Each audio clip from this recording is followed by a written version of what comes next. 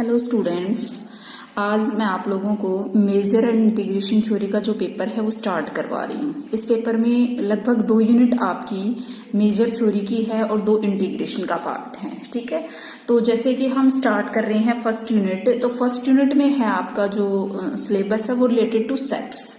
तो आपको ये पता होना चाहिए कि सेट क्या होता है। क्या होता है सेट्स? सेट क्या होता है? एक वेल डिफाइंड कलेक्शन होती है। क्या होता है सेट? ए well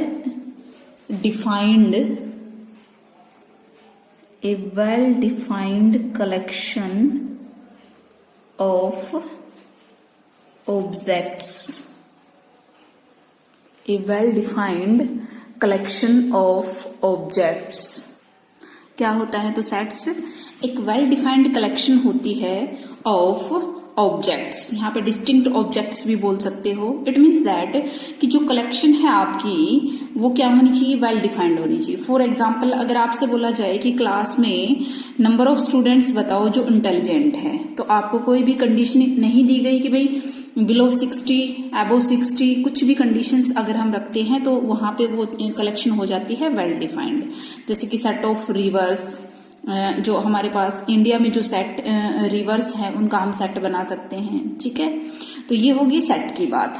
अब जो हम अपना सिलेबस स्टार्ट कर रहे हैं, क्योंकि ठीक है, तो अपने सिलेबस में सबसे पहले जो स्टार्टिंग है वो क्या है? देखिए, सेट के अंदर आता है डिफरेंस क्या होता है, कॉम्प्लीमेंट क्या होता है, तो थोड़ा बहुत एक बार कर लेते हैं। ठीक है, एक्स मेरे पास कोई भी non empty set, let x be a non empty set. ठीक है, x क्या है मेरे पास? एक नॉन एम्प्टी सेट है। x क्या है? Non empty set. a and b दोनों क्या है? उसके सबसेट ऑफ x है। a और b क्या है? Subset of x। ठीक है, तो इसका जो मीनिंग होता है वो क्या होता है? This a minus b we shall mean a difference of the set a and b। क्या मीनिंग होता है? Difference of a set of a and b, ये मीनिंग होता है।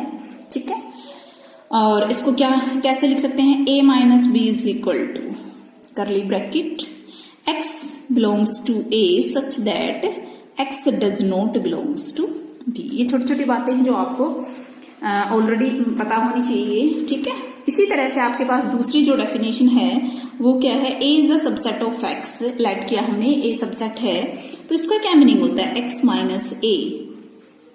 क्या मीनिंग होता है x माइनस a का? x belongs to x such that x does not belongs to a। और बोला क्या जाएगा? ये is the complement of a, is the complement of, is the complement of a। ठीक है, क्या मीनिंग रहेगा इसका? ये क्या है? आपका कॉम्प्लीमेंट है a का। ठीक है भाई। दूसरी बात, कॉम्प्लीमेंट को कई बार ऐसे भी पूछा जाता है कि AC। ठीक है, डैश भी, ये सब नोटेशन है सेट के अंदर कि भाई कॉम्प्लीमेंट को हम कैसे रिप्रेजेंट करते हैं। उससे नेक्स्ट है कि a माइनस बी को हम क्या लिख सकते हैं? a इंटरसेक्शन b का कॉम्प्लीमेंट। देखो भाई, ये बात आपको पता होनी चाहिए। ठीक है, मैं इसको सिर्फ आपको डायग्राम के थ्रू प्रूव करवा रही हूँ। ये मेरा सेट कोई a है, ये b सेट है। ठीक है भाई, ये a सेट है और ये क्या है? b सेट है। तो देखो, ये वाला जो पोर्शन है ये क्या है? इंटरसेक्शन है दोनों की। ठीक है, पता है आपको? ठीक है, ये जो इसको छोड़कर ये जो पोर्शन है आपका, ये वाला ध्यान से देखना, ये जो पोर्शन है इसको क्या बोलेंगे हम? a minus b। सिमिलरली ये वाला जो पोर्शन है ये, इसको मैं क्या कर देती हूँ? इसमें ऐसे डंडे लगा देते हैं। ये है मेरा b माइनस a और इसमें प्लस प्लस कर देते हैं। ठीक है, जिसमें प्लस का साइन है वो है आपका a माइनस b और जिसमें ऐसे 1 1 करके लगा रखा है वो है b माइनस a, और ये इन दोनों का कॉमन पार्ट है। ठीक है, तो ध्यान से देखिए, हमें a माइनस बी आपको दिखाई दे रहा है बिल्कुल। किसके बराबर दिखाना है? इसके बराबर दिखाना। देखो, हम डायग्राम से प्रूव कर देंगे इसको। a पूरा ये है, देखो ध्यान से मेरा। ठीक है भाई, तो a हो गया। उसके बाद इंटरसेक्शन b का कॉम्प्लीमेंट। अब b का कॉम्प्लीमेंट जिसमें b नहीं है, यानी कि इस पूरे की अगर मैं बात करूं तो क्या है? इसमें b है। ठीक है, तो कॉम्प्लीमेंट क्या आ जाएगा? ये वाला जो पोर्शन है ये।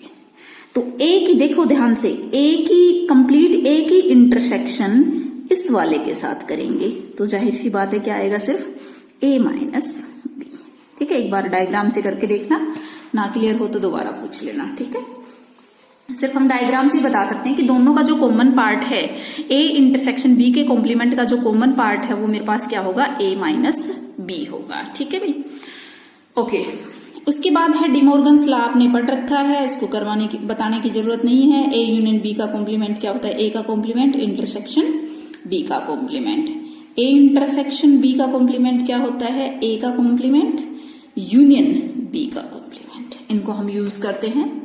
ठीक है, नेक्स्ट उसके बाद है, मैं एक जो नई डेफिनेशन है उसमें ये है बूलियन रिंग क्या होती है। तो किसकी डेफिनेशन है, बूलियन रिंग।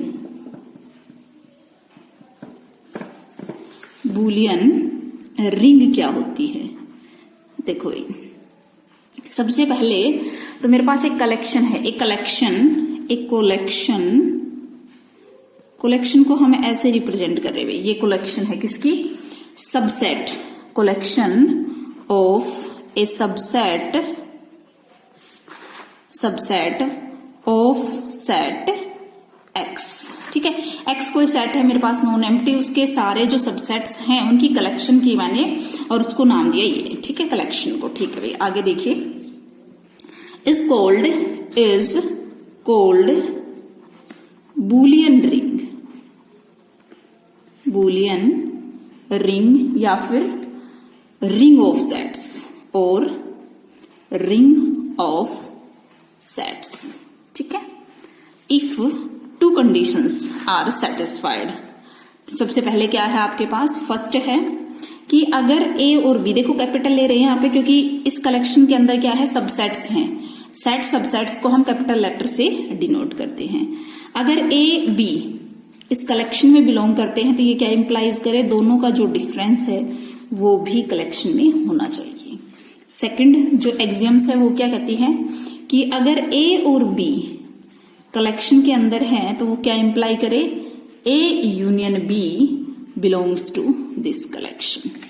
अगर हमारे पास ये दो कंडीशन सेटिस्फाई होती है then we say that this collection is Boolean ring या फिर रिंग ऑफ सेट्स। ठीक है, अब एक जनरल सी बात हम प्रूव करते हैं कि ये जो कलेक्शन होती है हमारे पास, ठीक है, collection of subset of a set x, ये अगर रिंग होगी, ring of set is ring of sets, then a intersection b belongs to this collection.